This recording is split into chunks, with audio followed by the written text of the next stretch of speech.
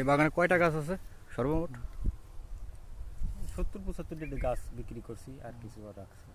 কতটুকু জমিতে লাগাইছেন এই গাছগুলো? মোট 150 শতাংশ জমি। 150 শতক জমি। তাই আগে এই জমিতে কি চাষ করতেন? এরা ধান, পাট, তারপর দেখা যাচ্ছে আখ চাষ আখ হতো, চাষ করতো। আবার পাট করতেন। পাট তার হতো। তার থেকে একটু এটা লাভবান তার থেকে হচ্ছে। লাভবান ফসল। পাটে অতিরিক্ত খরচ, তারপর অন্য খরচ বেশি।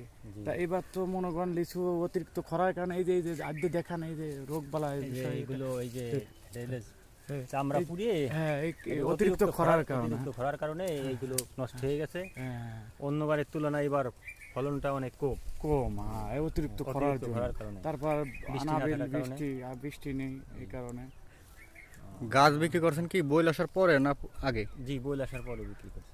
বইল আসার পরে বিক্রি করছেন। কত টাকা বিক্রি করছেন? 1,75,000 টাকা। 1,75,000। 150 শতক জমি। জি। গাছ আছে কয়টা? তার ভিতরে 25% আমরা রেখে দিছি। 25 শতকে রেখে দিয়েছেন। 125% মতো। হ্যাঁ, তাহলে কতটা গাছ বিক্রি করছেন, মানে কয়টা? 70 থেকে 75 টাকা। 70-75টা গাছ। জি।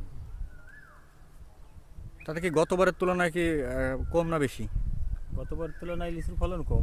ফলন কম, কিন্তু আর কি বিক্রি করছেন কি বেশি না কম দিয়ে? বিক্রি করছি বেশি। ও, গতবার বিক্রি করছিলেন কয় টাকা? গত বছর বিক্রি করছিলাম 1,35,000 টাকা। 1,35,000, আর এবার 1,70,000। একজনই নিছে? জি, একদম। ও, তাইলে তো যে আসলে নিছে তার তো মনে হয় এবার লস। জি, ব্যবসায়ীদের লস, আবার আমাদেরও। আপনাদেরও তো লস। Loss। যদি আপনার ফলন ভালো হলে তো দাম বেশি পাইতেন। এই যে তো এখন দেখতেছি যে পোকা নষ্ট হয়ে গেছে না লিচু? এ কি অতিরিক্ত অতিরিক্ত খরার খরার কারণে কারণে। এগুলো আরো নষ্ট হবে। শুকিয়ে গেছে না? শুকায় গেছে। পরে এগুলো পড়ে যাবে। যখন এই গোছটা বাড়বে তখন এই চোষাটা ফেটে যাবে।